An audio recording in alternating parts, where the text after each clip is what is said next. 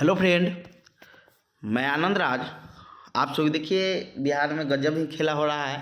BPSC का जो TRE third का एग्ज़ाम हुआ था, तो देखिए जो आर्थिक अपराध इकाई जो है वो सबूत दे दी बीपीएससी को कि ऐसे ऐसे पेपर लीक हुआ। 14 तारीख को ही पेपर लीक हो गया था, 14 मार्च को ही। और बीपीएससी कह रही है कि नहीं, 14 तारीख को नहीं, कि 15 तारीख को हमको 2:30 बजे सूचना मिली कि पेपर लीक, यानी आमने सामने हो गया। यानी यूँ कह रही है कि पेपर लीक हुआ है, बीपीएससी का दावा सबूत पुख्ता नहीं है, यानी ठोस साक्ष्य नहीं है। मतलब समझ जाइए कि 300 से लगभग में लोग पकड़ाए हैं। आप देखबे किए हैं कि 266 लोग जेल में गए, जिसमें 88 महिलाएं हैं, समझे। अब यहाँ बात है कि अब बीपीएससी कैसा सबूत मांग रही है कि हमको कैसा सबूत दीजिए। अब तो आगे जाने।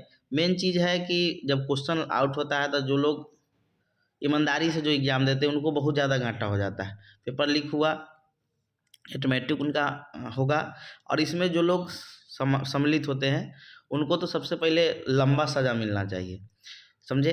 अब जो भी लोग हैं जो आउट करवाए हैं, जैसे यहाँ पर देख लीजिए कि आमने सामने यू ने क्या कहा था। यू ने कहा कि पेपर लीक हुआ है, बीपीएससी का दावा सबूत नहीं। लिखा है कि मामले की जांच कल बीपीएससी ने प्रेस विज्ञप्ति जारी की थी और बोली कि 2:30 बजे हमको सूचना मिला कि क्वेश्चन आउट हो चुका है।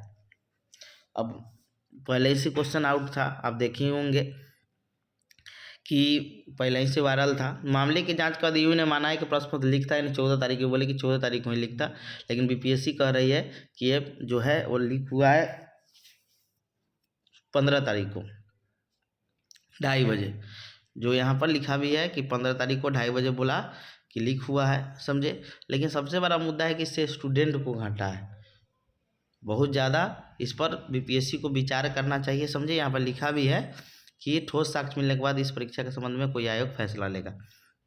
मेन चीज़ है कि 300 लोग कम नहीं होते हैं, 300 लोग बहुत ज़्यादा होते हैं जो पकड़ाए हैं।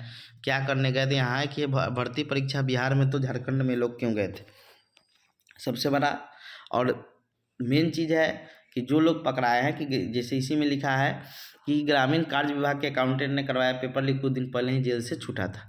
अब यहाँ देखिए कि जेल से बाहर आकर विशाल वीरेंद्र ने रची थी साजिश। यानी जेल से छूटने के बाद विशाल और वीरेंद्र गुप्ता ने रॉकी होटल नंदा के संजीव सिंह के साथ मिलकर शिक्षक वाली परीक्षा का पेपर लीक करने की साजिश रची थी। उनमें से यूपी और हरियाणा का परीक्षा माफिया भी शामिल है। यू ने गर्भिका के पास छपाने का सबसे पहले विशाल को गिरफ्तार किया था। फिर उसकी निगरानी 15 मार्च की सुबह ने झारखंड पुलिस की मदद से हजारीबाग में छापेमारी की थी। सबसे बड़ा अथी है कि जो भी लोग इसमें शामिल हैं उनको अच्छा खासा होना चाहिए। अब मेन चीज़ है कि जैसे यही है कि जो भी लोग पकड़ाए हैं, क्योंकि मेन चीज़